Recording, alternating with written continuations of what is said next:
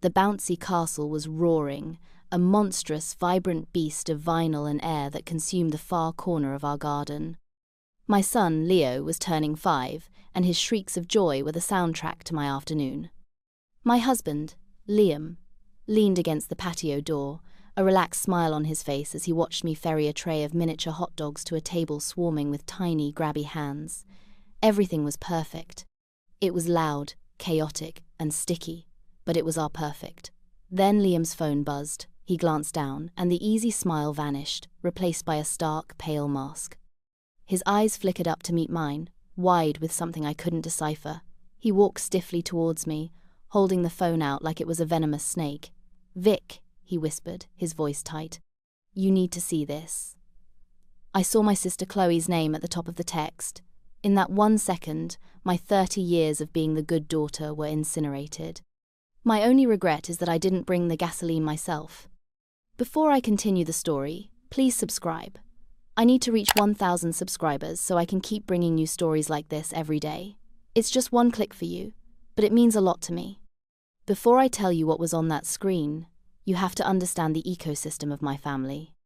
It wasn't a family so much as a finely tuned emotional Rube Goldberg machine, designed with painstaking precision to funnel all resources, sympathy, and attention directly into my younger sister, Chloe. I was not a daughter, I was a support beam. I was the load-bearing wall, painted over with bland, sensible beige, and expected to stand firm while the rest of the house partied, cracked, and threatened to collapse. My role was established early. When I was 10 and Chloe was 7, she accidentally set fire to the curtains in her bedroom while trying to conduct a séance. My parents' reaction was not to discipline her, but to praise my quick thinking for getting the fire extinguisher while they cooed over a traumatized Chloe. I got a pat on the back and the lingering smell of chemical foam in my room for a week. Chloe got ice cream and a new, more fabulous set of lilac curtains.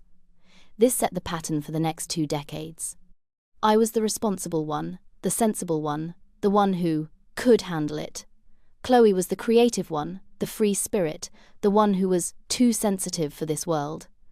In reality, I was the one with a savings account, and Chloe was the one with a new crisis every Tuesday. My parents acted as her press agents and financiers, with my bank account being their primary slush fund. "Victoria, darling," my mother would say, her voice dripping with the synthetic sweetness of a cheap air freshener. "Chloe's car needs a new transmission. You know how she struggles. You're so good with money." It wasn't a request, it was an invoice. Resisting was futile. It would only lead to a conference call with my father, who would employ his signature brand of paternal disappointment, lamenting how he and my mother had failed to instill a proper sense of family loyalty in me. It was emotional blackmail perfected to an art form. They were masters of a very specific type of weaponized incompetence, both for themselves and on behalf of their golden child. Chloe couldn't possibly be expected to hold down a 9-to-5 job. The fluorescent lights stifled her artistic soul. I, on the other hand, was apparently born with a soul immune to fluorescent lighting, because I'd been working since I was 16 to pay for my own things. The irony was so thick you could carve it. The biggest and most contentious asset in our family was my grandmother's house. She was my mother's mother, a stern, practical woman who saw the world in black and white. She saw me, and she saw Chloe. When she passed away, her will was a source of great family drama. She left the house, a charming but slightly dilapidated cottage in a desirable coastal town, jointly to Chloe and me. I remember the solicitor reading the will, and the look of thunder on my mother's face. She had fully expected it to be left to her, to then be used as Chloe's eternal safety net, but my grandmother was clever. She knew her daughter. She knew her granddaughters. Her will stipulated that any decision regarding the sale of the house had to be mutually agreed upon in writing. In the 5 years since her passing, the house had become my greatest financial and emotional burden. Chloe treated it like her personal, rent-free artist's retreat. She would stay for months at a time, leaving behind a trail of empty wine bottles, mysterious stains on the heirloom rugs, and unpaid utility bills that would, of course, find their way to my mailbox. "Victoria, the electricity bill for the cottage came." My father would inform me, as if I were the property manager. "You'd better take care of that before they cut Chloe off. She needs her light to paint." I paid for the new roof after a storm.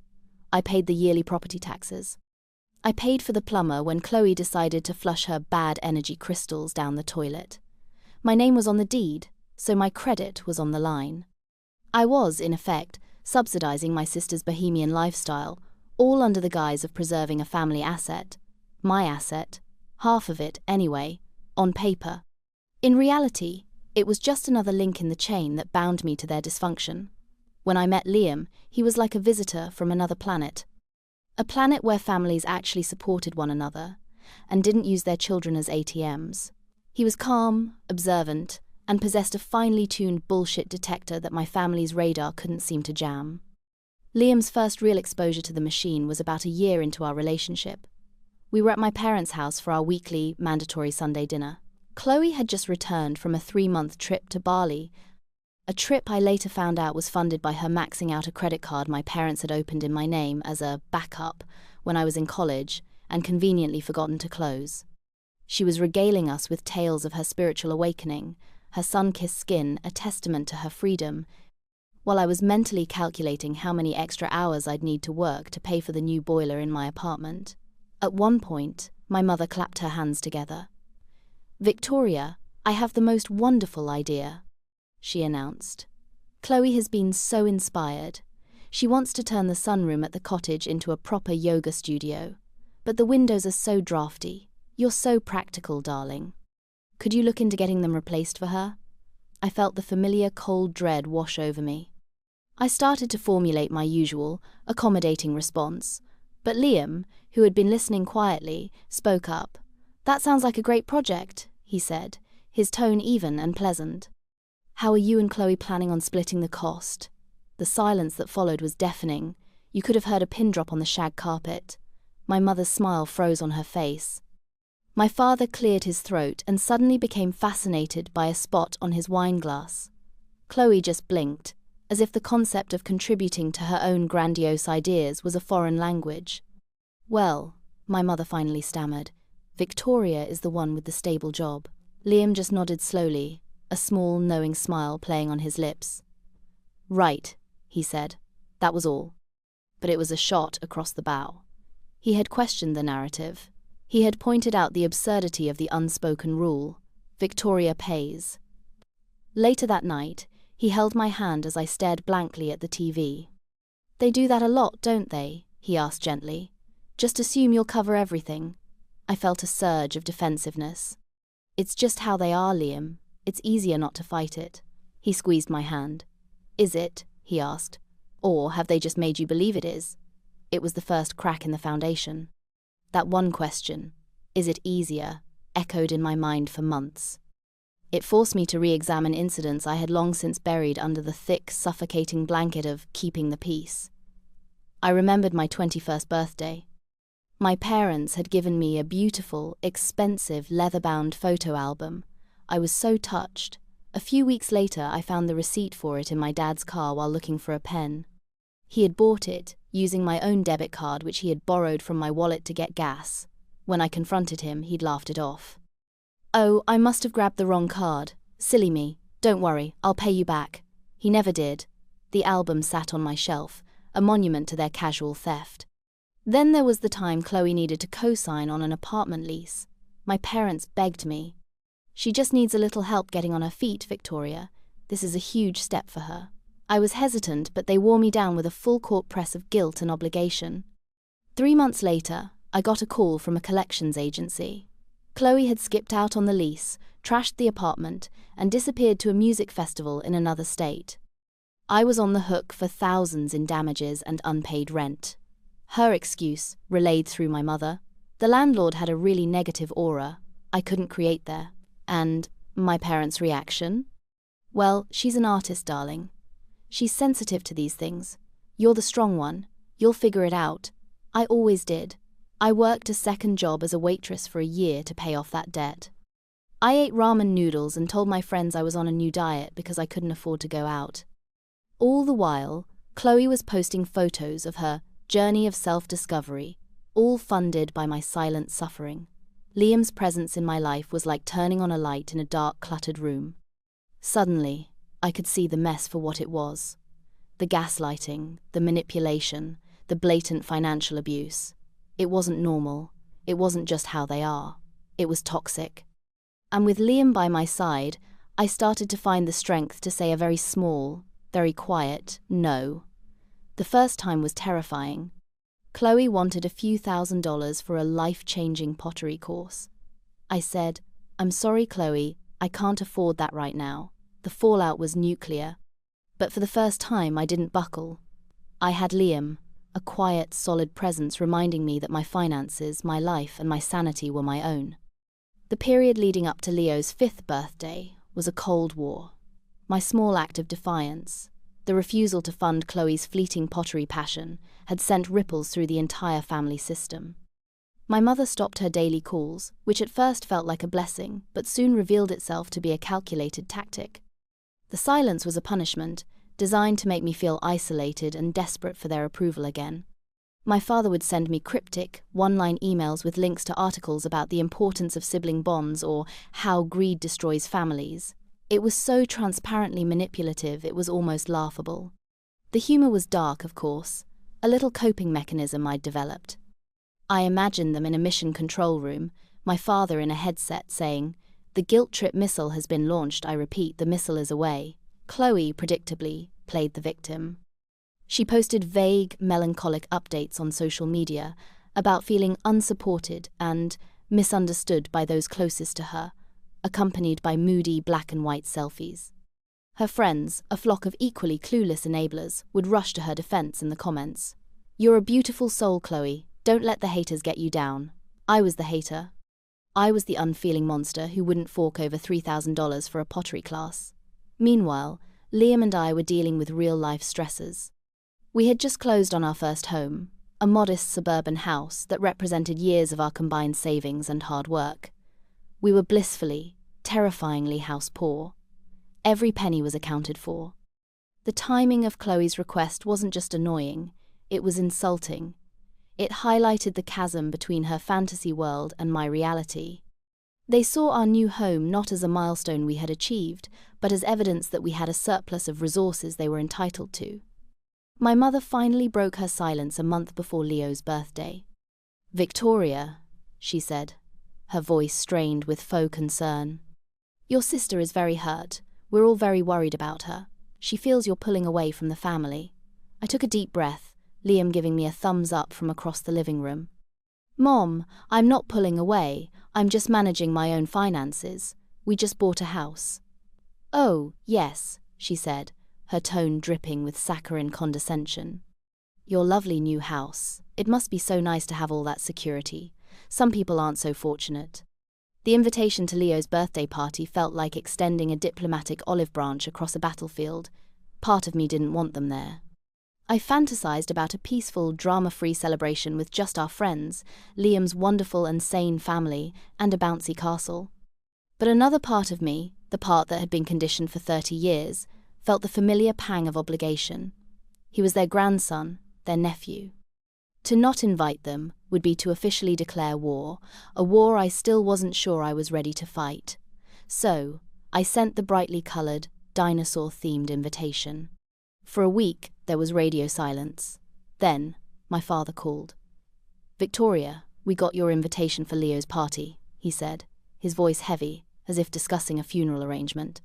"We'd love to come, of course, but things are still very tense. Your sister is in a fragile state." I refused to take the bait. "It's on Saturday at 2. I hope you can all make it. Leo would love to see you."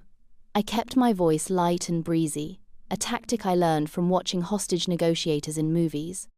"Don't let them know they're getting to you." "We'll see," he said, the unspoken threat hanging in the air. "Your behavior will determine our attendance." It was a loyalty test. If I wanted them to grace my son's party with their presence, I was expected to grovel, to apologize for my perceived transgressions, to perhaps offer up the pottery class money as a burnt offering to the great god of Chloe's ego. I didn't. I just said, "Okay, well, let me know," and hung up. Liam was proud of me. "You're getting so good at that," he'd said, kissing the top of my head. "The non-reaction, it drives them crazy." He was right. A few days later, my mother called, all sweetness and light. "Darling, we've rearranged some things. and we can all make it to the party. We wouldn't miss it for the world. Family is the most important thing after all. The switch was so jarring it gave me whiplash. I was suspicious, but I allowed a sliver of hope to creep in. Maybe this was a turning point. Maybe they had realized how ridiculous they were being. Maybe, just maybe, they wanted to mend fences. That hope was a foolish, naive little creature, and it was about to be clubbed to death. The day of the party was bright and sunny, a perfect late spring afternoon. The garden was filled with the sounds of children's laughter and the whirring of the bouncy castle fan. My friends were there. Liam's parents were charmingly doting on Leo, and for a few hours I felt a sense of normalcy that was both exhilarating and fragile. I kept glancing at the garden gate, a knot of anxiety tightening in my stomach. They were late, of course. Punctuality was for the little people. When they finally arrived, an hour after the party had started, it was with the pomp and circumstance of a royal procession. My father led the way, a forced, jovial smile plastered on his face. My mother followed, her eyes scanning the party, judging the food, the decorations, the other guests. And then there was Chloe, trailing behind them like a sulky princess, dressed in a flowing black dress that was wildly inappropriate for a child's birthday party. She looked like she was attending a poet's funeral. "Victoria, darling," my mother chirped, kissing me while her eyes darted over my shoulder. "What a lively little get-together. You do try so hard." It was her classic backhanded compliment, a verbal pat on the head that was meant to both acknowledge and diminish my efforts in the same breath. They presented their gift to Leo. It was a small, sloppily wrapped box. Inside was a single, dusty-looking candle in the shape of a wizard. I'm almost certain it was a re-gift from one of my mother's mystic friends. Leo, being 5, looked at it with confusion for a second before gleefully abandoning it to run back to the bouncy castle. My father chuckled. "Kids, huh? No appreciation for the finer things." I just smiled tightly. The finer things, in this case, being a used candle that probably cost $3. They mingled, or rather, they held court. My mother cornered one of my friends to complain about the price of organic kale.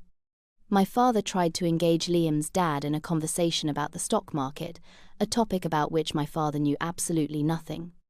Chloe stood by the snack table, looking tragically bored and occasionally sighing dramatically. They were performing. It was a command performance of the happy, supportive family, and I was the unwilling audience. Liam was my rock through it all. He stayed close, a solid, reassuring presence at my side. He refilled my drink, subtly steered his parents away from my father, and made a hilarious, quiet joke about Chloe's dress making her look like a goth bat. I was just starting to relax, just starting to believe that maybe we would get through this afternoon unscathed, when it happened. I was talking to a neighbor when I saw Liam, who was standing by the patio door, pull out his phone. The sun was bright, but I saw it clearly. I saw the way his casual posture instantly tensed. His shoulders went rigid. The smile dropped from his face like a stone. He stared at the screen, and the color drained from his cheeks, leaving him looking pale and sick. He looked up, his eyes wide and frantic, and scanned the crowd until he found me. The look on his face sent a jolt of pure ice through my veins. It was a look of shock, of horror, and of pure, unadulterated rage. He didn't say a word, just gave a tiny, almost imperceptible shake of his head before beckoning me over with a slight flick of his fingers. My heart started pounding against my ribs. I excused myself, my own smile feeling stiff and unnatural on my face, and walked towards him, 1,000 terrible possibilities racing through my mind. An accident? A death? What could possibly be so bad? He met me halfway, shielding the phone's screen with his body as if it were radioactive. "Vic," he whispered, his voice hoarse. "Don't react, just read this."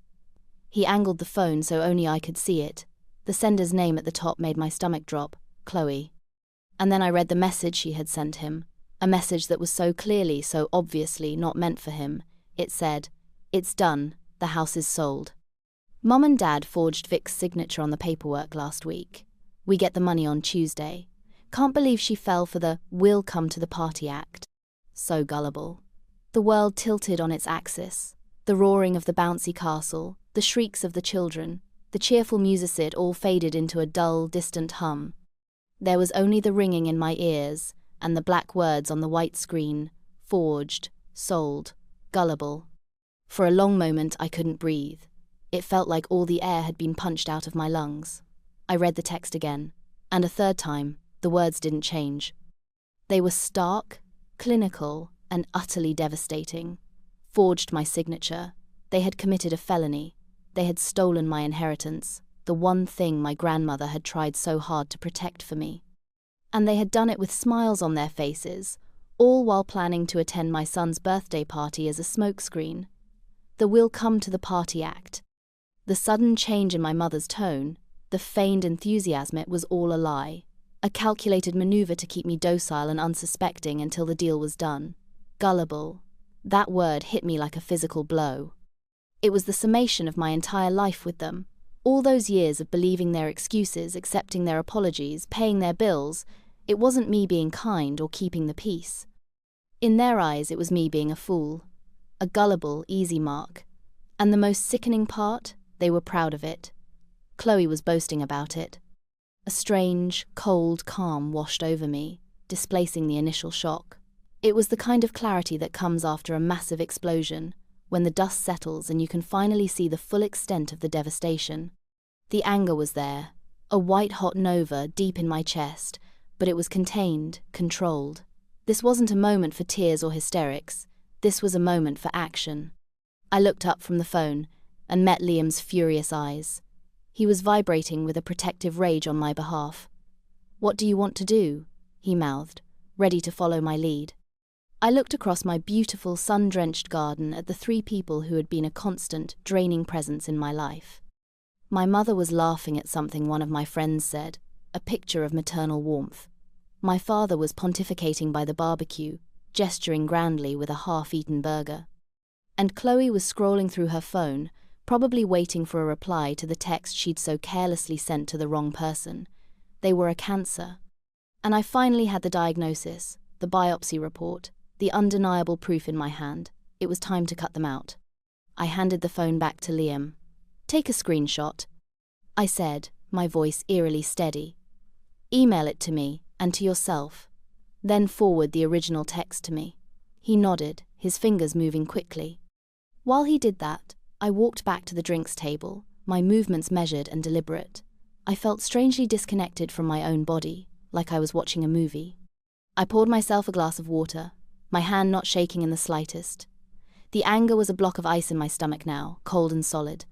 I could feel 30 years of suppressed frustration, of biting my tongue, of being the bigger person, coalescing into a single point of sharp, unyielding resolve. I wasn't the gullible, long-suffering Victoria anymore. She had died a few minutes ago on the patio.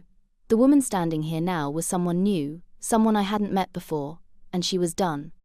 Done with the lies, the manipulation, the emotional and financial vampirism. Done being the family's designated shock absorber. I turned and surveyed the scene. Leo was now trying to climb up the inflatable slide of the bouncy castle from the outside, and a few parents were laughing. The sun was warm on my skin. It was a perfect day, and my family had chosen this perfect day to detonate our lives. The irony was not lost on me. Liam came back to my side, his face a grim mask. "Done," he said quietly. "What's the plan?" I took a sip of water. "The plan," I said, "is that we are going to let them enjoy the free food and the sunshine for another 10 minutes, and then I'm going to burn their entire world to the ground." Metaphorically, of course. A flicker of a smile touched his lips. "I'll get the matches," he whispered back. We stood there together for a few moments, a silent, united front. I watched my mother adjust my father's collar, a small, intimate gesture of a loving wife. I watched Chloe take a selfie, pouting her lips at her own reflection.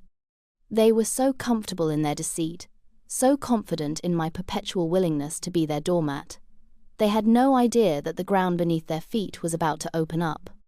The waiting was the hardest part, but it was necessary. I wanted them to be relaxed.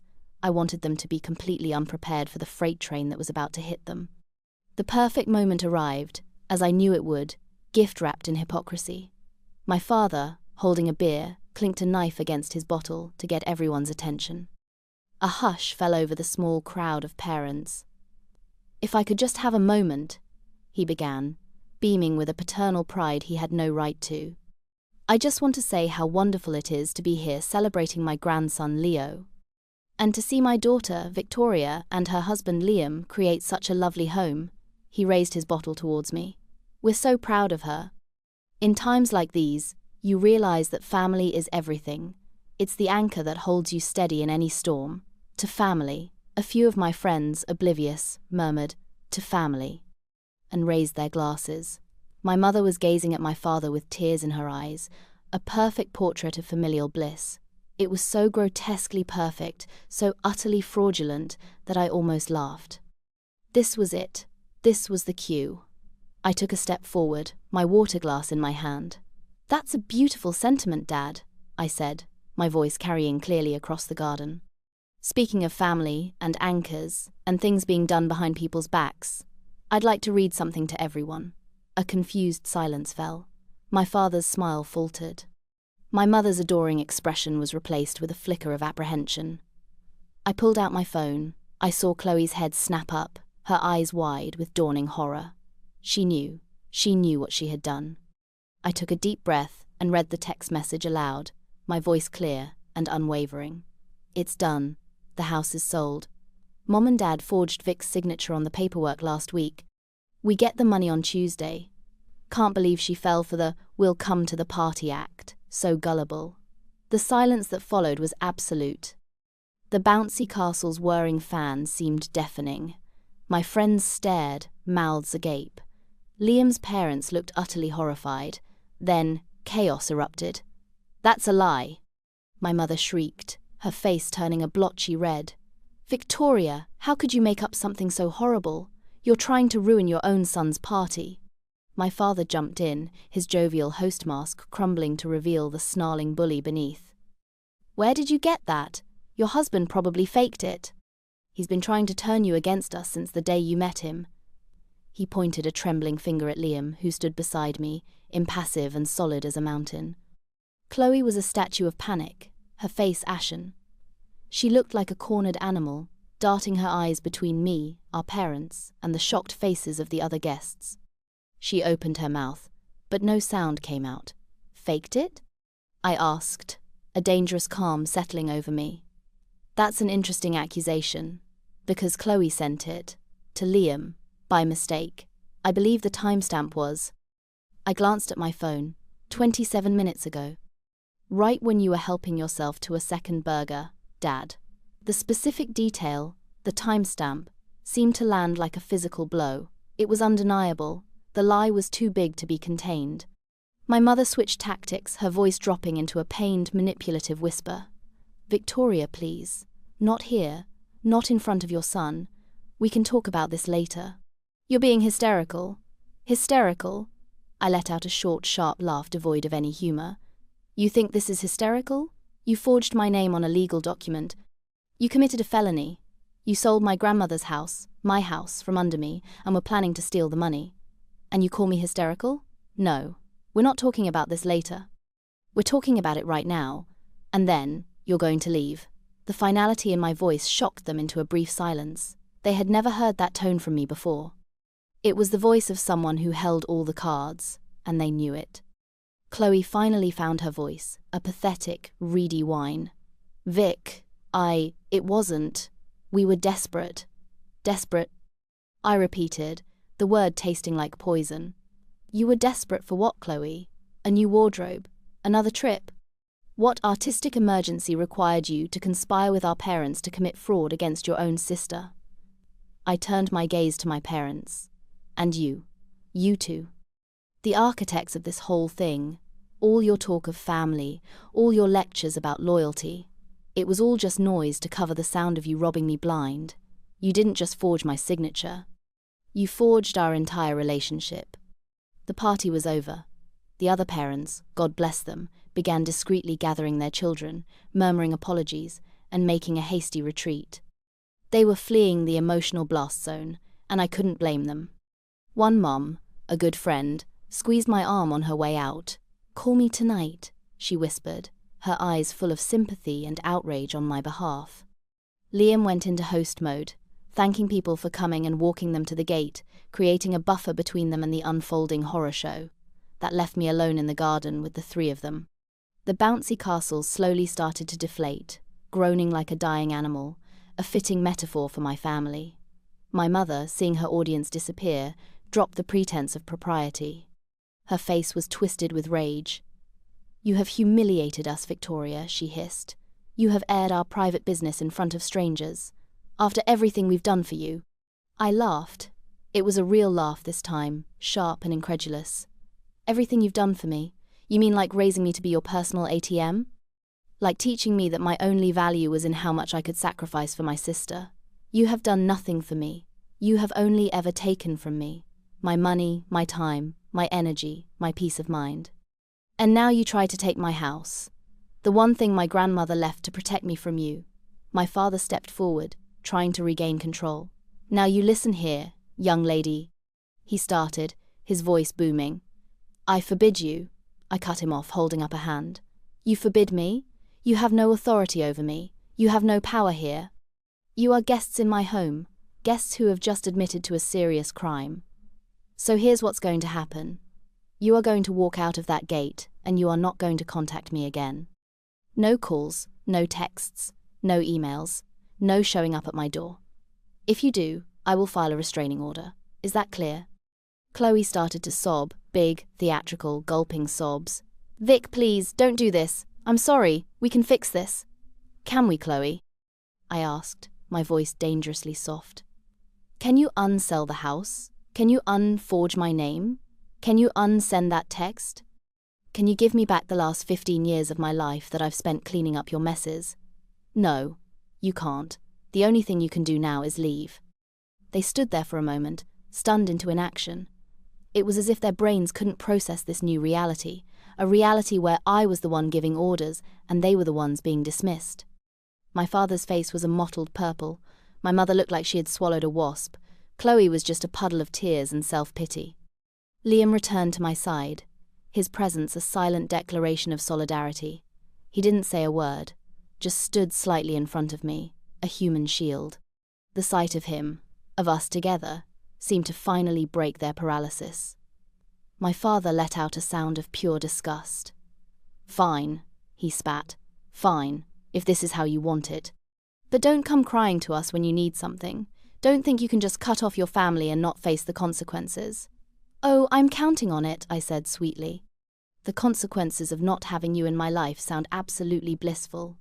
He glared at me, then turned on his heel and marched towards the gate. My mother gave me one last look, her eyes filled with a venomous hatred that was shocking in its purity. "You will regret this, Victoria," she said, her voice low and menacing. "You will be all alone." Then she turned and scurried after my father. Chloe was the last to leave. She lingered, her face streaked with mascara, looking at me with a desperate, pleading expression. "Vicky," she whimpered, using a childhood nickname she hadn't used in years.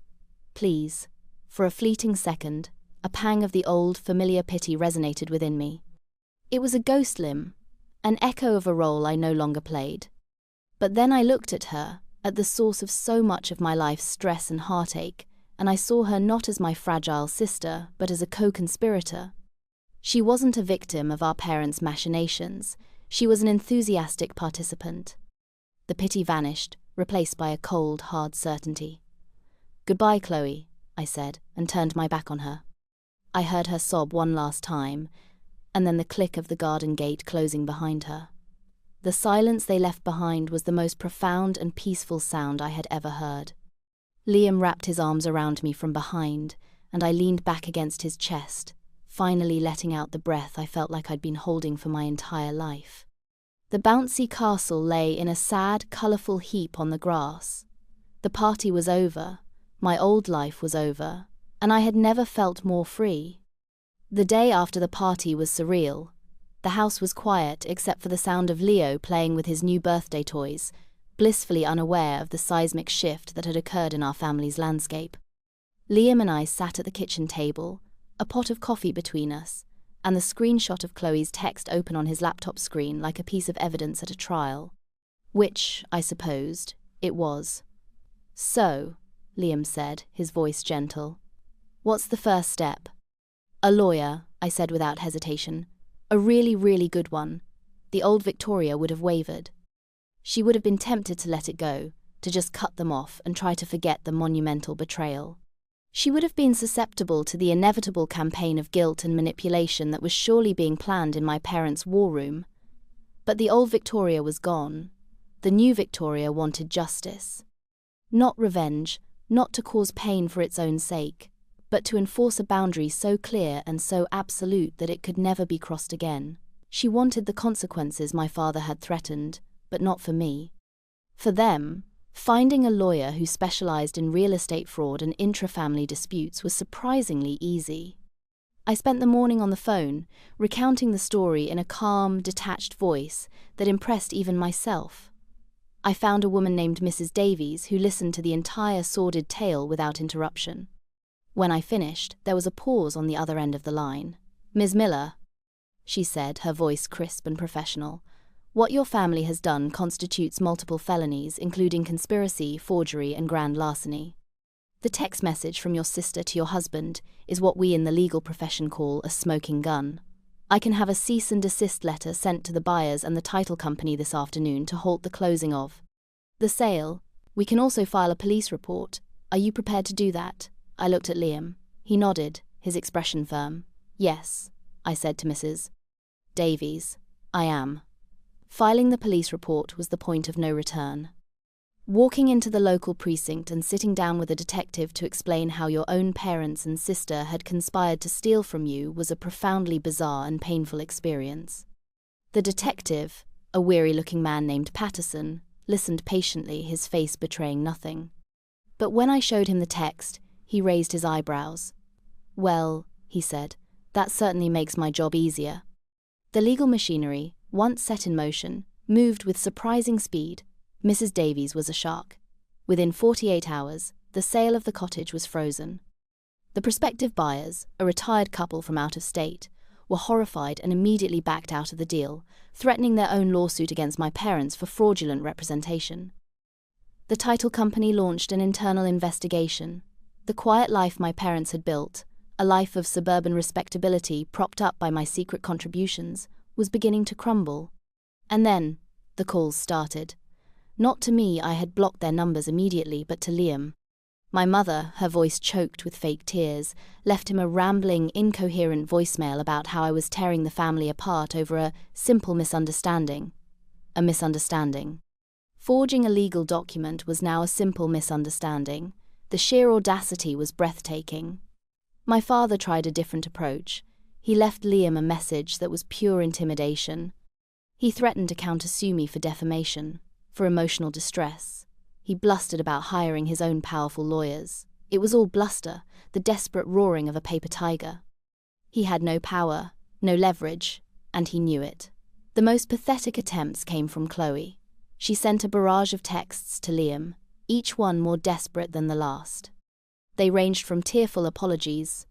I'm so sorry, I never wanted to hurt you, Mom and Dad made me do it, to attempts at emotional blackmail. You're destroying our family. Leo is going to grow up without his grandparents. How can you be so cruel? She even tried to appeal to our shared history, sending old photos of us as children, as if a picture of us on a swing set could somehow erase a felony. Liam, my stoic, wonderful husband, simply forwarded everything to me, and I, in turn, forwarded it all to Mrs. Davies. Keep them coming, she had said gleefully. They're just digging their own graves deeper. They even tried to deploy flying monkeys. My mother's sister, my Aunt Carol, called me. She had always been a peripheral figure, someone who sent a check for my birthday and engaged in pleasantries at holidays. Victoria, she began, her voice dripping with concern. Your mother is beside herself. I know you're upset, but this is your family. Blood is thicker than water. Can't you find it in your heart to forgive them? Carol, I said, my voice cold as ice. Did my mother tell you why I'm upset? There was a slight hesitation. She said there was a disagreement about the cottage. A disagreement, I repeated. That's a polite way of putting it. Let me be more specific. She and my father forged my signature on legal documents to sell the house, without my knowledge and steal my half of the money. They committed a crime. That's not a disagreement. It's fraud. The silence on the other end of the line was thick with her shock. She had clearly only been given the heavily edited, "Victoria is being unreasonable" version of the story. "Oh," she finally said, her voice small. "Oh, I didn't know that." "No," I said. "I'm sure you didn't. Thank you for your concern, Carol, but I am handling this. Goodbye." I hung up before she could respond.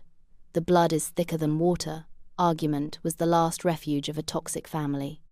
They use it to demand loyalty you owe them no matter how badly they treat you.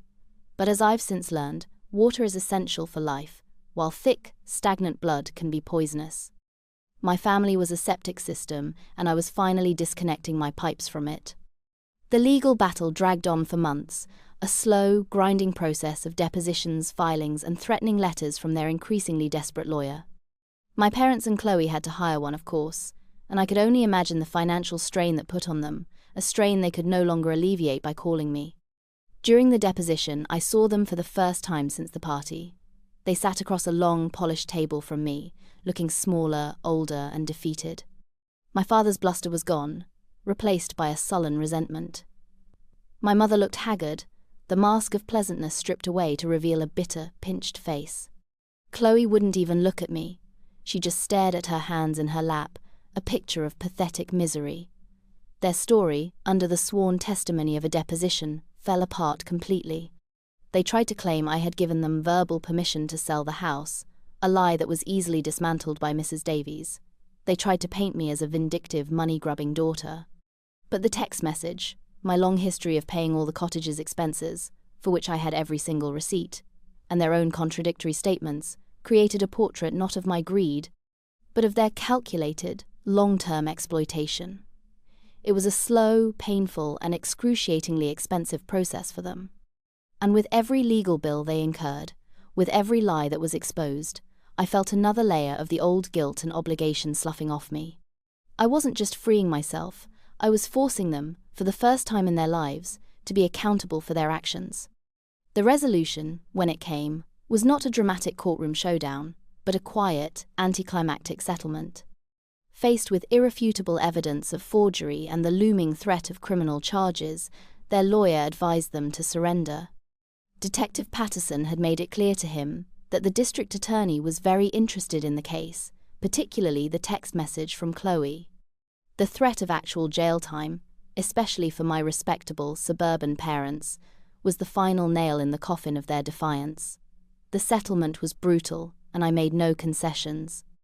The sale of the house was, of course, voided. The deed was to be legally partitioned. I would be given the choice to either buy out their half of the house at a significantly reduced, court-ordered price, or force a sale where I would receive 75% of the proceeds, a figure Mrs. Davies argued, for as punitive damages for the fraud and years of unpaid expenses. On top of that, they were to pay all of my legal fees. The final term was the one I insisted on personally, a legally binding no-contact order. They were forbidden from contacting me, Liam or Leo, directly or indirectly, for a period of 10 years. My father, according to Mrs. Davies, had balked at this, calling it unnatural. She had coolly informed his lawyer that the alternative was me pursuing criminal charges, which would likely result in a permanent, state-mandated no-contact order anyway. They signed. I chose to buy them out. I didn't want to sell my grandmother's cottage. I wanted to reclaim it.